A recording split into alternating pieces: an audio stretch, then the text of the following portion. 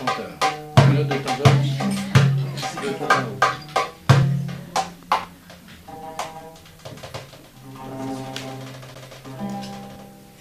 Alors, avant on a la nourriture, il faut la récolte. Avant on a la viande, on a besoin de la sacrifice. Ainsi, il y avait un roi des rois de la Persie, et il s'appela Zindibad. Il a eu un oiseau, c'était un faucon, il lui aimait très très bien, et chaque fois qu'il était sur la chasse pour trouver des animaux, il a pris son faucon avec lui. Une fois, le roi, il était avec tout le monde pour faire la chasse, mais toute la journée de la chasse, on n'était pas capable de trouver un animal. Mais tout à coup, il y avait un bel animal. Un bel animal. C'était une belle animal. Hein? C'était pour tester votre français, bien sûr. Hein? Vous voyez. Mais j'ai l'impression que votre français, c'est encore très bon. Et tout l'équipage du roi entoura la gazelle. Et le roi, il disait, s'il y a quelqu'un qui laisse échapper cet animal, cette gazelle, je vais lui laisser tuer. Mais tout à coup, l'entourage du roi, très sérieux, et le roi, il s'adresse au vizir et dit, qu'est-ce qui se passe? Qu'est-ce qui se passe? Mais le vizir, il ne rit pas du tout. Il est aussi très sérieux. Il répond au roi, mon sire, vous avez d'abord dit que la personne qui laisse échapper la gazelle va être tuée.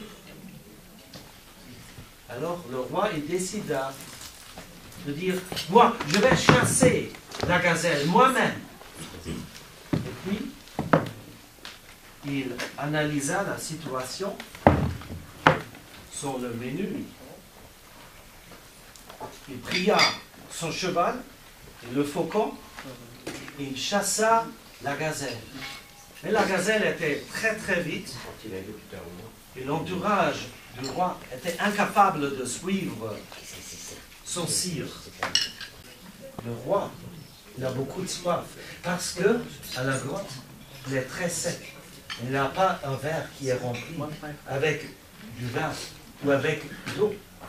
Mais tout à coup, il voit un arbre dans le désert. Et où il y a un arbre, il y a aussi d'eau.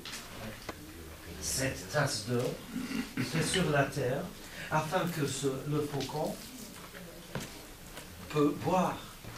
Après la troisième fois, le faucon fait la même chose.